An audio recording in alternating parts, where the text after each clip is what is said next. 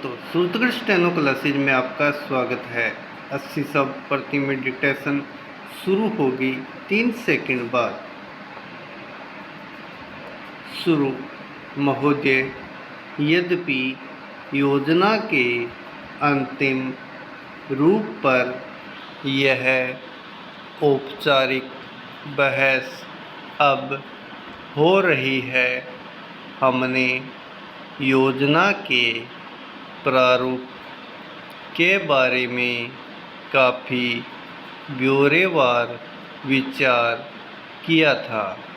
एक माननीय सदस्य ने कहा है कि योजना से ऐसा नहीं लगता कि कामों को निपटाने में तत्परता ज़रूरी है। मैं समझती हूँ कि योजना के प्रारूप और उसके अंतिम रूप में यही अंतर है।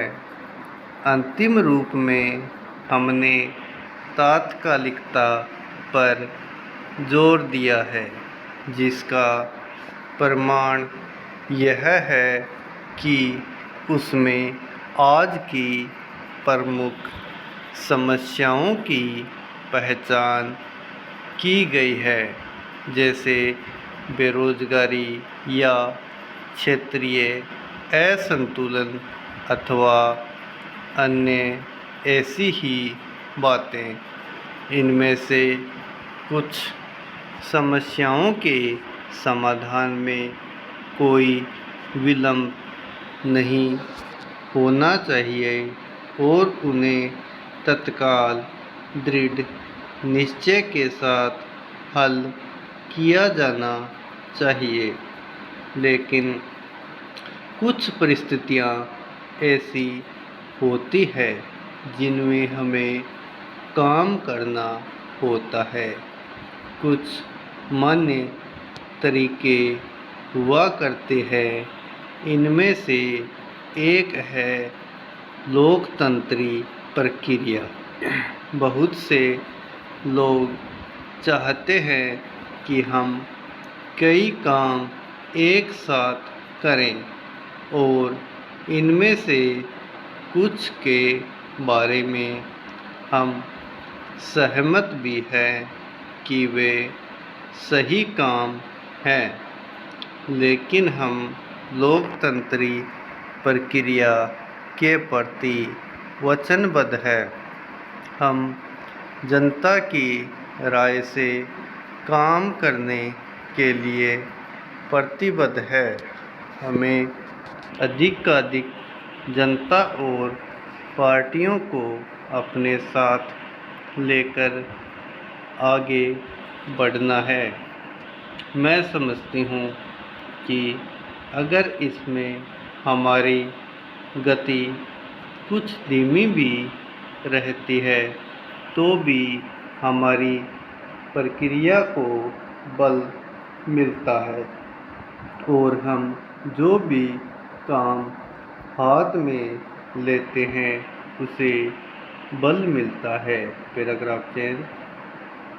दूसरा तरीका मिश्रित अर्थव्यवस्था का है, जिससे शायद कुछ लोग सहमत नहीं हैं, लेकिन जिसे हमने अपने लिए निर्धारित किया है।